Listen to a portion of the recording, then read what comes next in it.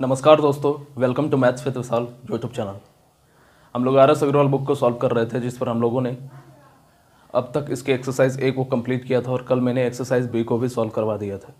उसमें मैंने आप लोगों को 3 सवालों को करवाया था और आज हम लोग इसके आगे के सवालों को सॉल्व करेंगे। ठीक है, बाकी के बचे सवालों को करेंगे। आज हमारा ये चैप्टर सॉल्व हो जाएगा। अभी तक मैंने आप लोगों को बहुत स्लो पढ़ा है, तो आज का ये वीडियो थोड़ा सा फास्ट होगा क्योंकि लगभग 15 सवाल है और मुझे आधा घंटा के अंदर सॉल्व करवाना है, तो थोड़ा सा स्पीड होगा। तो इसलिए थोड़ा ध्यान से वीडियो को देखना और समझना। ठीक है, आज थोड़ा बात हम लोग कम करेंगे, थोड़ा हम लोगों का ज़्यादा सवाल है, इसलिए क्वेश्चन को हम लोग जल्दी से जल्दी करने की कोशिश करेंगे। तो चलिए अब आगे के सवालों को देखते हैं। क्वेश्चन नंबर 3 तक हमारा हो गया था, क्वेश्चन नंबर 4 से।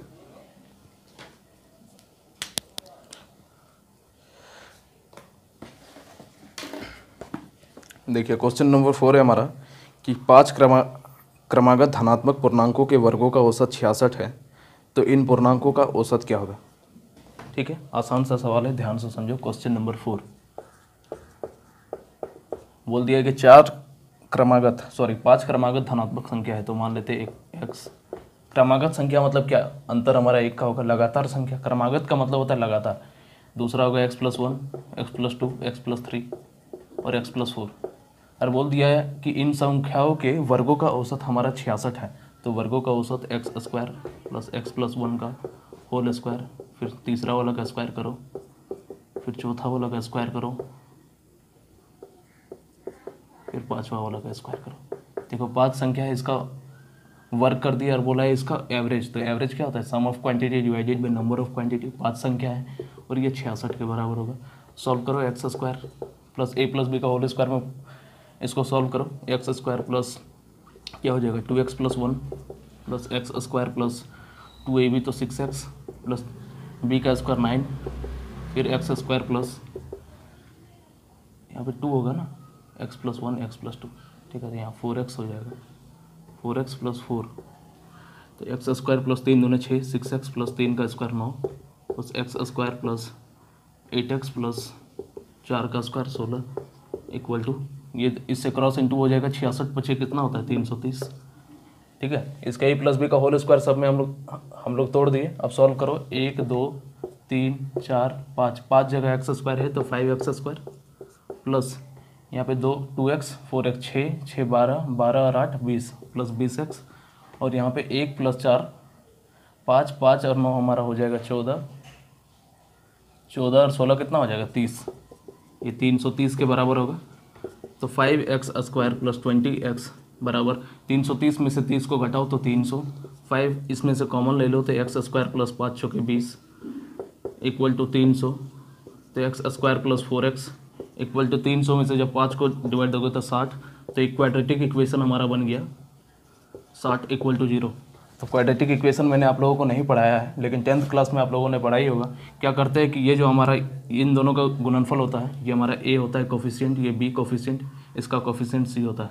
तो a और c को गुना करते हैं। ठीक है, तो ये 60, इसको 2 ऐसा फैक्टर में तोड़ना पड़ेगा कि जोड़ने पर या घटाने पर हमारा ये बीच वाला संख्या होना चाहिए। तो देखो 10 और 6 में जब हम लोग तोड़ते हैं 10 × 6 में, तो 10 × 6 हमारा 60 होता है। और देखो 10 में से जब 6 को घटाएंगे तो 4 आ रहा है। ठीक है, पॉजिटिव का 4 आ रहा है। तो इस तरह क्वाड्रेटिक इक्वेशन में इसको तोड़ते हैं तो ये हो जाएगा x² + 10x - 6x - 60 = 0। इधर सॉल्व करते हैं तो यहाँ पे x कॉमन लेंगे तो x + 10 - 6 कॉमन लेंगे तो x + 10 = 0। तो x + 10 और x - 6 इक्वल टू क्या हो जाएगा 0। तो x का वैल्यू प्लस का 6 और नेगेटिव का 10। तो नेगेटिव वाला हम लोग नहीं ले सकते क्योंकि पॉजिटिव संख्या की बात यहाँ पे किया है, नेगेटिव वाला नहीं ना ले सकते। तो x इक्वल टू हमारा 6, हमारा क्वेश्चन में क्या बोला है, बोला है इन पूर्णांकों का औसत क्या होगा। ठीक है, तो x इक्वल टू 6 आया, बोल रहा है कि इन पूर्णांकों का औसत क्या होगा। तो पूर्णांक ज्ञात कर लो, क्या क्या संख्या हो जाएगा 6 + 1 7 8 6 + 3 9 और 6 + 4 10। ठीक है, संख्या हम लोगों को प्राप्त हो गया संख्या, लेकिन इन लोगों का एवरेज पूछा है। तो एवरेज बराबर sum of quantity divided by number of quantity. Sum of quantity कितना हो जाएगा 10 9 19 19 20 6 26 26 और 6 32 8 40 डिवाइडेड बाई 5। 5 संख्या है ना, 1 2 3 4 5 काट दो, 5 8 40। तो 8 हमारा आंसर हो जाएगा। एक बार आंसर मिला लेते हैं हमारा सही है या नहीं। क्वेश्चन नंबर 4 का 8। चलिए सही है, ठीक है। इसी तरह हम लोग देखिए, अब वीडियो को पॉज कर लो और नोट डाउन कर लो। मैं थोड़ी देर के लिए साइड होऊंगा, 1 मिनट या 2 मिनट के लिए। उसी के दरमियान आप लोगों को वीडियो पॉज करना है और उतारना है, ठीक है, क्योंकि हम लोगों को कम समय में ज़्यादा सवाल करना है, इसलिए। इसी तरह मैं 2 मिनट 1 सेकंड या 2 सेकंड के लिए मैं साइड में हटूंगा, तब वीडियो को पॉज कर लो और उतार लेना। अगला क्वेश्चन देखते हैं, क्वेश्चन नंबर 5।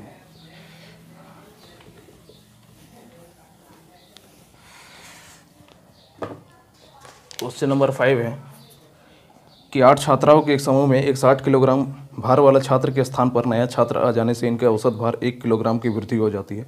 तो नए विद्यार्थी का भार कितना है? एक सिंपल सा क्वेश्चन नहीं बोल रहा है कि 8 छात्र हैं, 8 स्टूडेंट हैं, जिनका एवरेज हम लोग मान लेते हैं x। ये हमारा एवरेज भार हम लोग मान लिए, ठीक है। बोल रहा है कि एक 60 किलोग्राम, ये 8 स्टूडेंट में से एक 60 किलोग्राम का स्टूडेंट चला गया, इसलिए हम लोग नेगेटिव का साइन दिया है।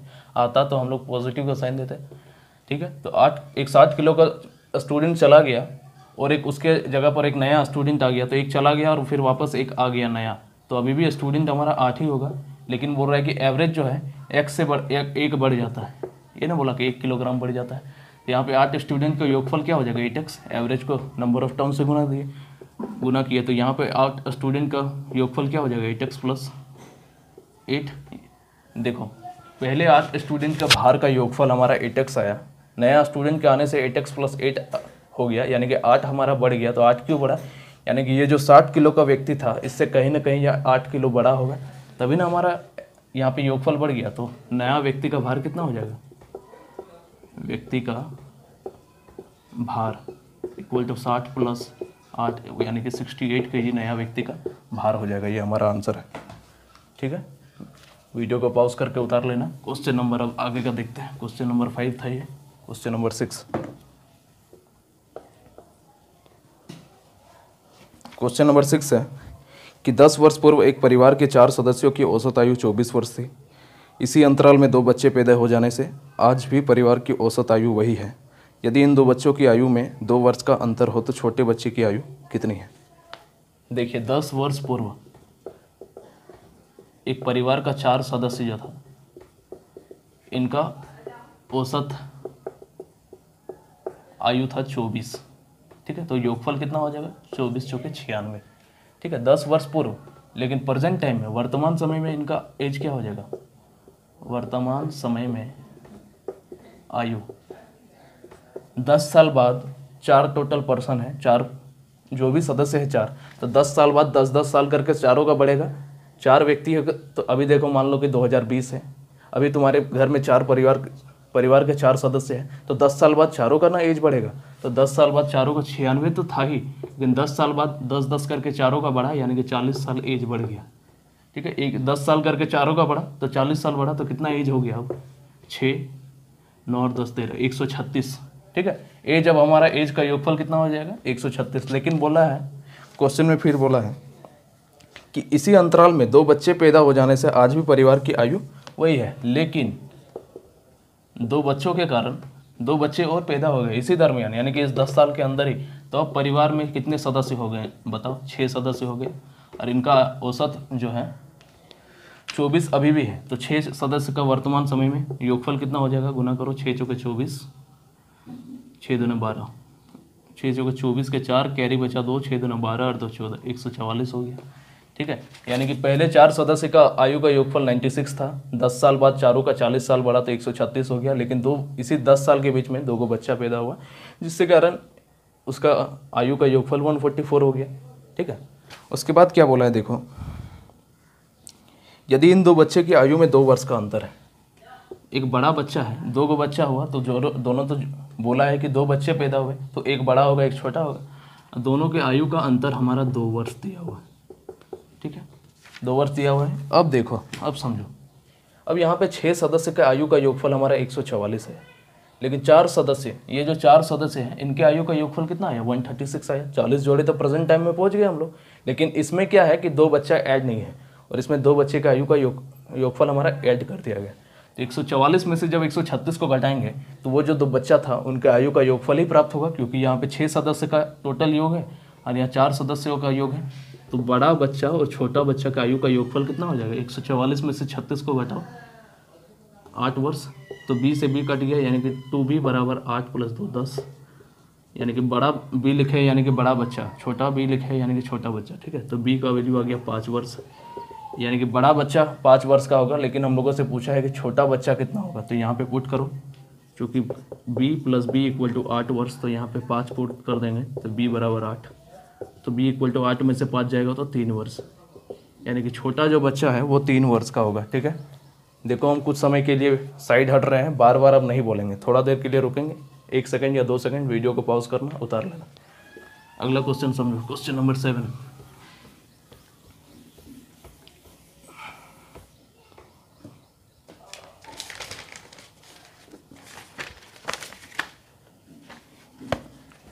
क्वेश्चन नंबर 7 है, एक व्यक्ति तथा उसकी पत्नी जिसका 7 वर्ष पूर्व विवाह हुआ था, उस समय औसत आयु 25 वर्ष थी। अब पति पत्नी तथा उनके एक बच्चे की औसत आयु 23 वर्ष है, तो बच्चे की वर्तमान आयु क्या है? ठीक है, कितनी है?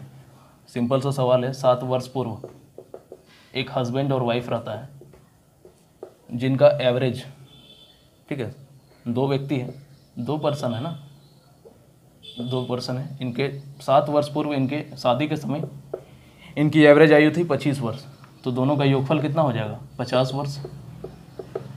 सम शादी के समय 25 वर्ष औसत आयु था, यानी कि औसत आयु का मतलब क्या हुआ? हस्बैंड और वाइफ दोनों का 25-25 होगा, तो टोटल आयु हमारा कितना हो जाएगा?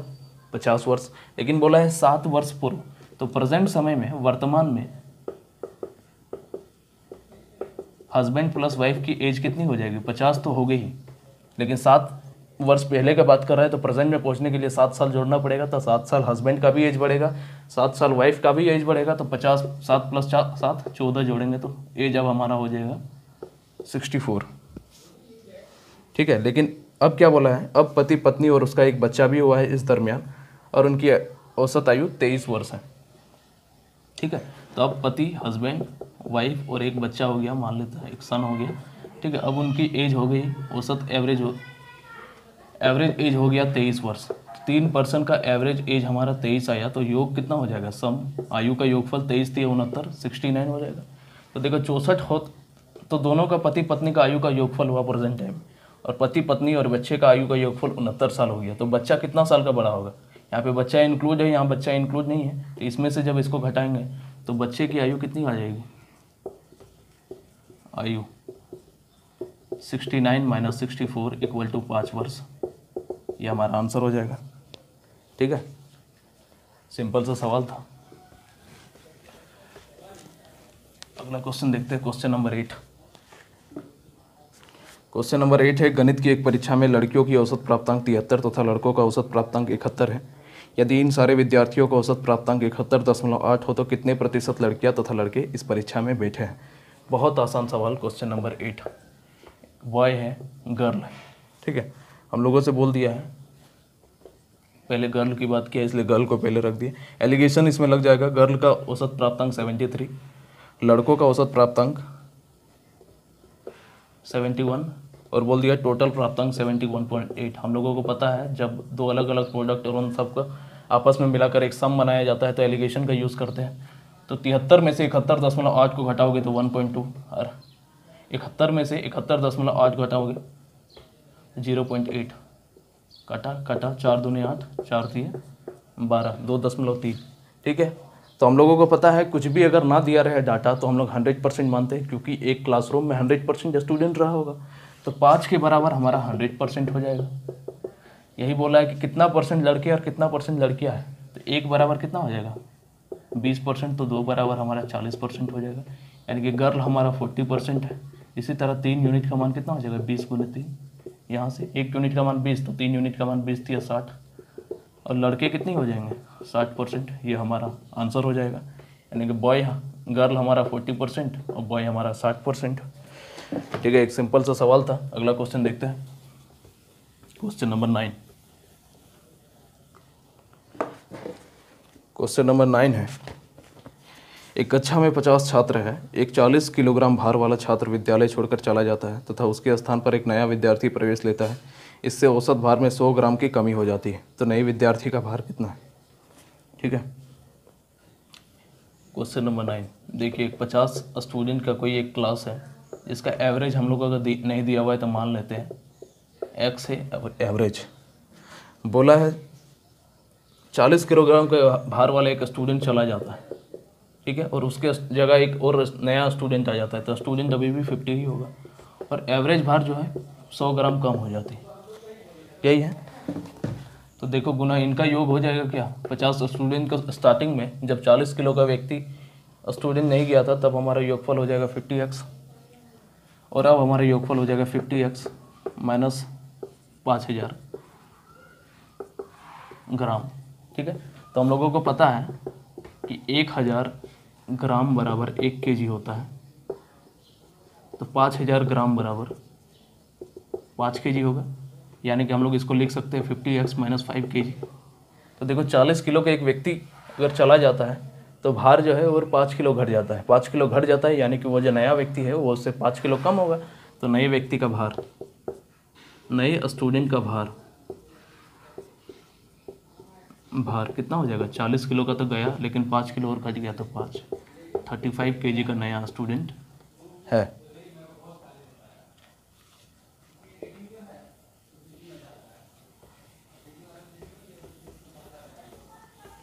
अगला क्वेश्चन को समझते हैं। क्वेश्चन नंबर 10, क्वेश्चन नंबर 10 है ए तथा बी की औसत आयु 20 वर्ष है, बी तथा सी की औसत आयु 19 वर्ष और ए तथा सी की औसत आयु 21 वर्ष है, तो ए बी तथा सी में प्रत्येक की आयु ज्ञात कीजिए। सिंपल सा सवाल है।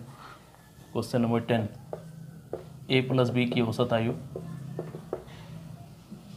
20, बी प्लस सी की औसत आयु 19 और सी प्लस ए की औसत आयु 21 दिया है, तो योगफल कितना हो जाएगा 40, 38, 21 दूने 42, तो यहाँ से 2 into A plus B plus सी, अरे ये होगा ना जी, लिख ही देते हैं, रुको पता नहीं आप सबको। ए प्लस बी बराबर 40, बी प्लस सी बराबर 19 दूने 38, क्रॉस इंटू करेंगे तो सी प्लस ए बराबर कितना हो जाएगा 21 दूने 42, से 2 into A plus B plus C, ठीक है, इक्वल टू कितना हो जाएगा 120, तो A plus B plus C equal to 60, ठीक ना। तो ए प्लस बी 60 आ गया, तीनों के आयु का योगफल, तो यहाँ पे पुट करो ए प्लस बी का वैल्यू जब पुट करोगे तो 40 प्लस सी बराबर 60, तो सी की एज आ गई हमारे 20 वर्ष। इसी तरह बी प्लस सी यहाँ पे पुट कर दो, तो ए प्लस बी प्लस सी की वैल्यू कितना है 38 है, टोटल एज 60, तो ए बराबर कितना हो जाएगा 22, ठीक है। इसी तरह यहाँ पे ए प्लस सी का वैल्यू पुट कर दो, तो 42 प्लस बी बराबर हमारा हो जाएगा 60, तो बी की वैल्यू कितनी हो जाएगा 18, यानी कि ए बराबर 22, बी बराबर 18 और सी बराबर 20, ये हमारा आंसर हो गया। एक बार मिला लेते हैं, 22, 20 और 18, चलिए ठीक है। अगला क्वेश्चन को समझते हैं, क्वेश्चन नंबर 11।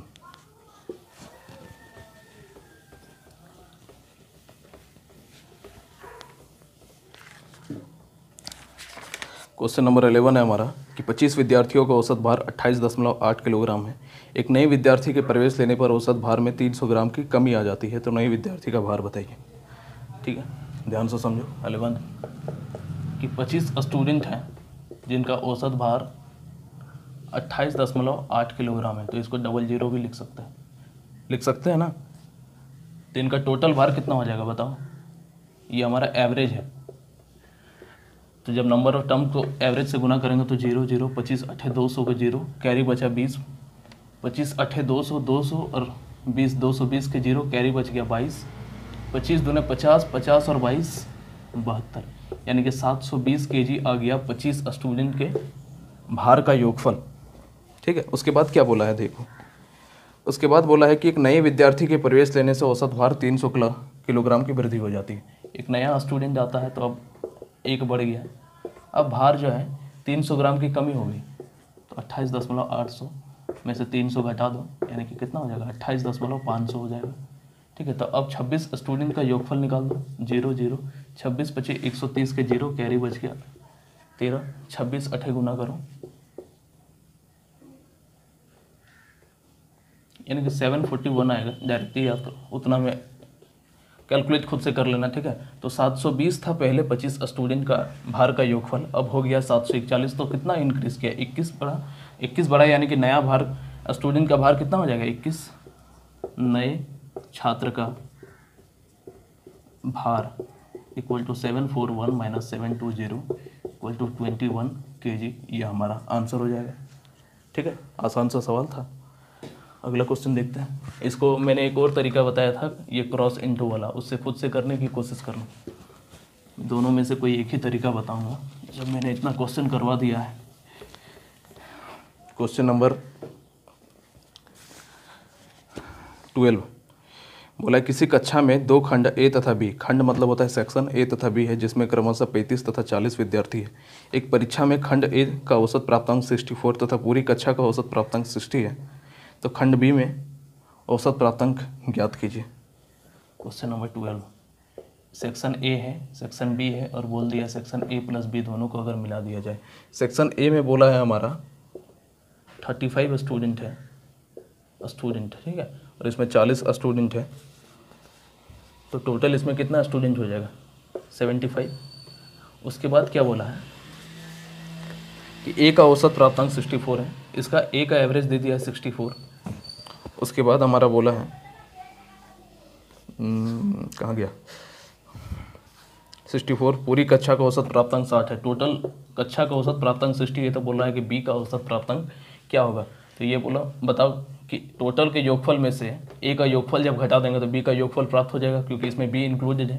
तो ए का हम लोग सम निकालो, सम, ठीक है। एवरेज को नंबर ऑफ टर्म से गुना करेंगे तो 64 गुना 35 गुना करो, 5 चौके 20 के 0, 2 बचा, 6 बचा 30, 30 और 12 42, 2 44 के 4, कैरी बचा 4, 6 3 18, 4 22, 2240 हुआ ए का योगफल। इसका योगफल हो जाएगा ए प्लस बी का 0, 6 बचे 30 के 0, कैरी बचा 3, 7 6 के 42 और 3 45, 4500 आ गया हमारा ए प्लस बी का योगफल। ए का योगफल 2240, तो बी का योगफल क्या हो, घटा दो, बी का ये बोला ना 40, बी का 4200 माइनस 2240, ठीक है। टोटल 40 छात्र है ना बी में, तो 40 छात्र का योगफल हमारा क्या निकल जाएगा, 40 छात्रों का योग सेक्शन बी के 40 छात्रों का योग यही होगा कि टोटल में से इसको घटा देंगे ए का भाग को, तो 0, 10 में से 4 गया तो 6, ठीक है, 4 में से 2 गया तो 2, 4 में से 2 गया तो 2, 2260। तो हमारा सेक्शन बी का एवरेज निकल जाएगा 2260, सम ऑफ क्वांटिटी डिवाइडेड बाई 40 छात्र है सेक्शन बी में, भाग 2, 4 5 20, 4 6 24, 2 बचा 56.5, क्या है, किलोग्राम है ना, भारी ना बोला है, प्राप्तांक है, तो 56.5 हमारा आंसर हो जाएगा। आंसर एक बार मिला देते हैं, क्वेश्चन नंबर 12 है ना, तो 56.5 हमारा इज़ द राइट आंसर। अगला क्वेश्चन देखते हैं, क्वेश्चन नंबर 13,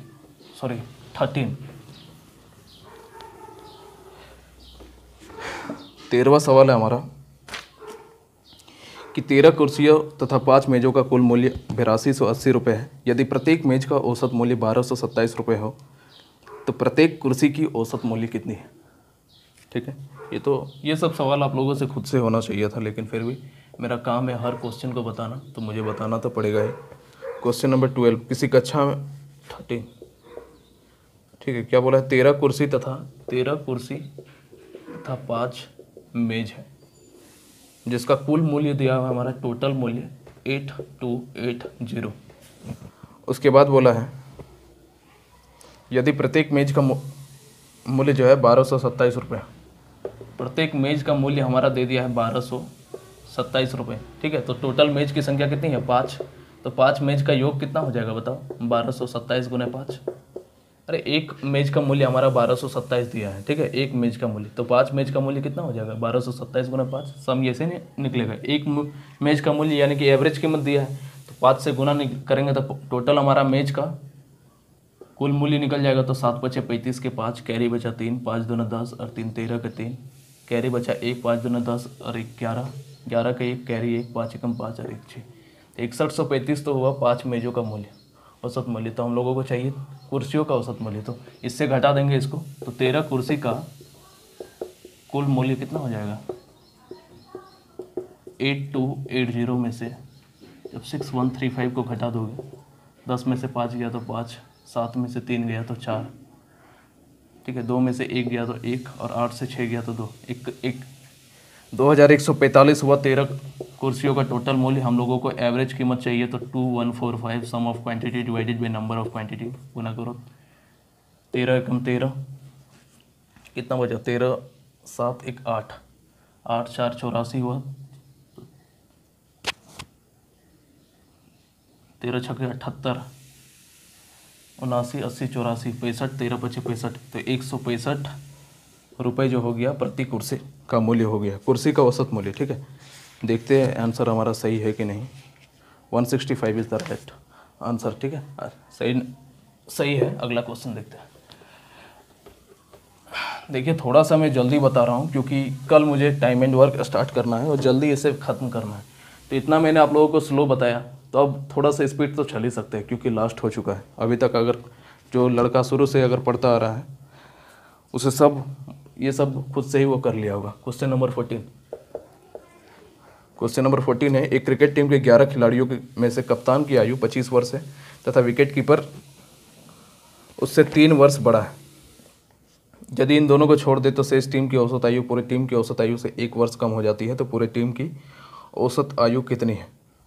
ठीक है, बोला एक क्रिकेट टीम है जिसमें 11 खिलाड़ी हैं और जिसमें कप्तान की आयु हमारा कैप्टन की आयु कितनी है 25 ईयर, और विकेट कीपर जो है इसकी आयु दे दिया हमारा, बोल दिया विकेट कीपर से 3 वर्ष बड़ा है कौन, 1 मिनट।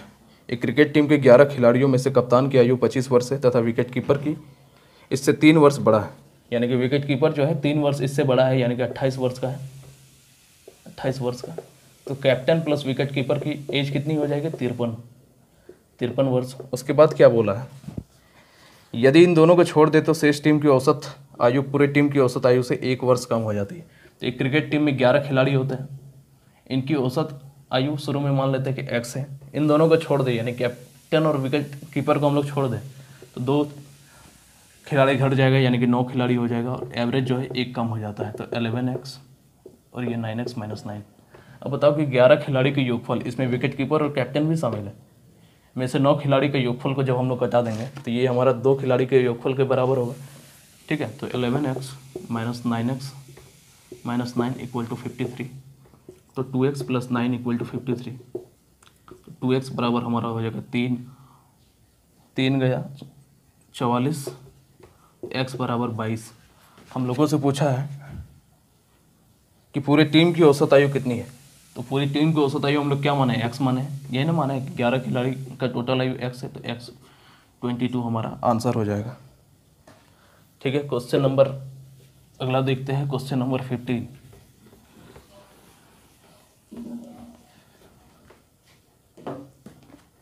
देखो क्वेश्चन नंबर 15 जो है यह रिपीट कर दिया गया है। इस क्वेश्चन को मैंने पहले भी करवा चुका हूँ। क्वेश्चन नंबर 3 को देखिएगा, सेम टू सेम वही सवाल है, इसी का क्वेश्चन नंबर 3, तो दोबारा मैं नहीं बताऊंगा, रिपीट है। तो अगला क्वेश्चन देखते हैं, क्वेश्चन नंबर 16। क्वेश्चन नंबर 16 है, कुछ व्यक्तियों में से एक समूह में व्यापारी का वर्ग ए तथा नौकरी करने वाले वर्ग बी है। पूरे समूह की औसत आयु 27 वर्ष है। यदि वर्ग ए में के व्यक्तियों की औसत आयु 34 वर्ष तथा वर्ग बी के व्यक्तियों की औसत आयु 24 वर्ष हो, तो पूरे समूह में व्यापारियों तथा नौकरी करने वालों में से प्रत्येक का प्रतिशत ज्ञात कीजिए। देखिए एक समूह है, एक ग्रुप है ए और बी, ठीक है, उसमें बोला है कि ये है व्यापारी का, ये व्यापारी का है और ये नौकरी करने वाला ग्रुप है। फिर क्या बोला है, पूरे समूह का औसत आयु 27 वर्ष है। व्यक्ति ए जो है ये 34 वर्ष है, ग्रुप ए का औसत आयु, ठीक है। उसके बाद बोला है वर्ग बी के व्यक्तियों के औसत आयु 24 वर्ष है और टोटल व्यक्तियों का औसत आयु हमारा 27 वर्ष है। तो एलिगेशन लग जाएगा, लगाओ, 27 में से 24 गया तो 3, 34 में से 27 गया तो 7, 3:7, ये हमारा रेशियो आया। हम लोगों से पूछा है कि प्रत्येक वर्ग मतलब होता है ग्रुप, याद रखना, प्रत्येक वर्ग में कितने प्रतिशत व्यक्ति है, यही तो हमारा 7 + 3 10 यूनिट हो गया ये टोटल। मैंने आप लोगों को बताया था जब कुछ भी दिया ना रहा हो, यानी कि अपने में कोई चीज़ क्या होता है 100% होता है, यानी कि 100% टोटल हम लोगों का व्यक्ति रहा होगा तो 10 बराबर कितना हो जाएगा 100% के बराबर होगा। 1% बराबर कितना हो जाएगा 10, तो 3% बराबर हमारा 30 हो जाएगा। ये 30 हो जाएगा व्यापारी 30%, और नौकरी करने वाला कितना हो जाएगा 70%। तो 1 यूनिट का मान 10 तो 7 यूनिट का मान होगा ना, 10 × 7 70%। ठीक है, ये 30% और 70% हमारा आंसर हो जाएगा। बड़ा आसान सा सवाल था। अगला क्वेश्चन देखते हैं, क्वेश्चन नंबर 17। क्वेश्चन नंबर 17 है, 8 परिणामों का औसत 20 है। इनमें से प्रथम 2 का औसत 15, 15.5 तथा अगले 3 परिणामों का औसत 21.1/3 है। यदि छठा परिणाम 7वें से 4 कम तथा 8वें से 7 कम हो तो अंतिम परिणाम क्या है। आसान सा सवाल। क्वेश्चन नंबर 17, 8 परिणाम है, परिणाम मतलब रिजल्ट, ठीक है, जिसका एवरेज दिया हुआ है 20। ये नंबर ऑफ क्वांटिटी, ये हमारा एवरेज दिया हुआ है। इनमें से बोला है कि प्रथम 2 का औसत जो है 15, तो 1/2 है। तो इसको हम लोग फ्रैक्शन में जब इसको सॉल्व करेंगे तो 15 दूना 30 + 1 31/2 लिख सकते हैं। उसके बाद बोला है अगली 3 संख्याओं का एवरेज दिया हुआ है 21.1/3। इसको जब हम लोग चेंज करके लिखेंगे तो 21 × 3 = 63 + 1 64/3। उसके बाद क्या बोला है 2 + 3 5 संख्या हुआ। उसके बाद एक संख्या होगा 6, फिर 7, फिर 8वीं संख्या होगी। ठीक है, 6 संख्या, फिर 7वीं, फिर 8वीं संख्या होगी। उसके बाद क्या बोला है, देखो अब लाइन को ध्यान से समझने की कोशिश करो कि यदि छठा परिणाम यही होगा 7वें से 3 कम और 8वें से 7 कम है, तो 8वां वाला को हम लोग अगर x मान लेंगे, ठीक है, 8वें वाले को अगर हम लोग x मान लेंगे तो छठा परिणाम क्या हो जाएगा x + 7। और बोला है कि 7वें से 3 कम है तो x - इसको 4 मानना पड़ेगा। देखो x - 4 में से जब 3 को घटाएंगे तो x - 7 ही ना होगा। ठीक है, तो यही है कि देखो ये जो 7वां संख्या है इससे 3 कम किए तो x - 7 आया। तो जो भाषा में बोला है उसमें हम लोग बैठा दिए कि 8वीं संख्या से 7 कम है और 7वीं संख्या से 3 कम है। ठीक है, तो उसके बाद एवरेज है, नंबर ऑफ टर्म है, तो इनका सम निकाल लेंगे। 8 दूने 16 160, ये कितना हो जाएगा 31, ये हो जाएगा 64, और ये तो हमारा जैसे कि तैसे ही रहेगा। ठीक है, x - 7 x - 4 और x। अब बताओ कि यहाँ 8 टोटल संख्या का योगफल है।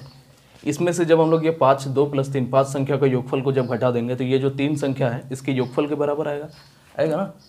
तो देखो 3 संख्या लिख सकते हैं, शेष 3 संख्या का योग बराबर 160 माइनस इन दोनों को घटा देंगे 6 + 3 9।